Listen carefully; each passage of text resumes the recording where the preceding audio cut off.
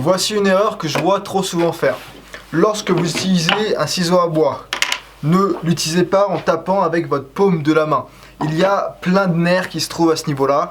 Et donc lorsque vous utilisez un ciseau à bois en tapant avec la paume de la main, avec les chocs engendrés, vous allez forcément causer des dommages au long terme. Donc honnêtement, c'est pas compliqué. À la place, vous utilisez un maillet ou un autre moyen de percussion tout simplement.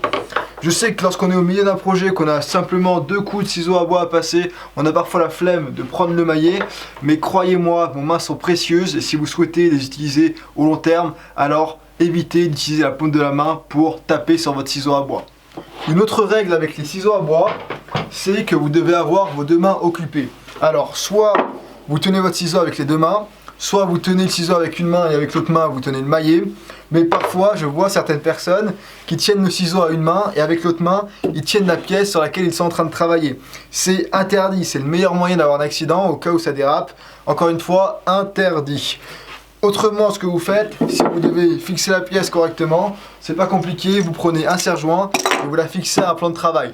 Comme ça limite les risques d'accident. Et finalement, une dernière chose avec les ciseaux à bois, lorsque vous avez terminé de les utiliser, alors rangez-les dans leurs étuis et dans leurs coffrets. Ça évite des risques d'accident et puis bien sûr, ça gardera le tranchant. Par contre, d'un autre côté, si vous souhaitez poser votre ciseau à bois 30 secondes pour le réutiliser derrière, et si vous avez la flemme de remettre l'étui, ça peut arriver. Alors une astuce, c'est de ne pas le poser comme ça, mais plutôt de le poser de cette manière-là avec le biseau qui tend vers le haut. De cette manière-là, croyez-moi, ça va drastiquement augmenter la durée de vie de vos tranchants. D'autant plus si vous devez parfois poser votre ciseau à bois sur des plans de travail autres que du bois.